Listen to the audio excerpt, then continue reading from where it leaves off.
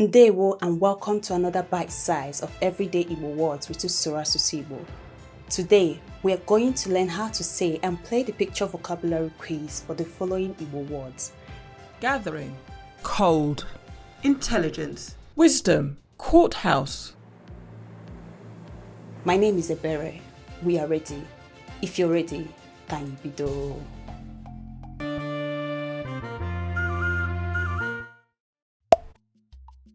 Courthouse, ụlọikpe,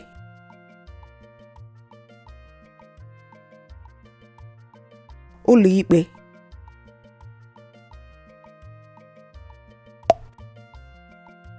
cold, oyi, oyi, intelligence, ọgụgụ isi, ọgụgụ isi,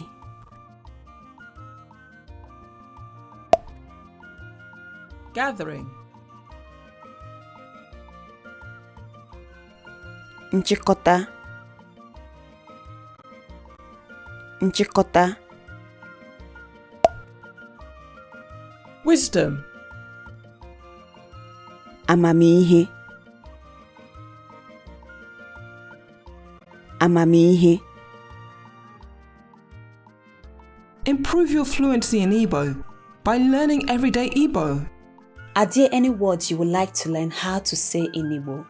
Why don't you share with us in the comment section or drop us a message at usorasusigbo@gmail.com and we'll work on including it in one of our future videos.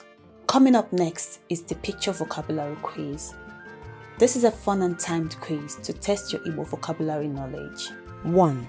Look at the image and listen to the English word. Chair, 2. Name the Igbo word for the image within the given time. 3. The answer will be revealed after the time is up. Oche, Anyị bido. wisdom,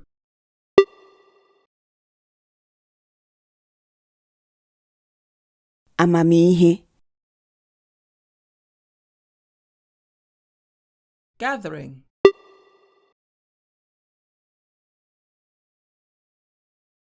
nchịkọta,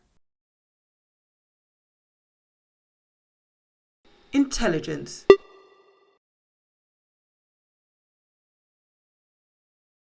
ọgụgụ isi, cold,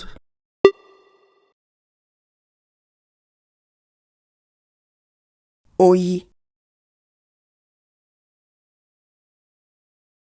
courthouse,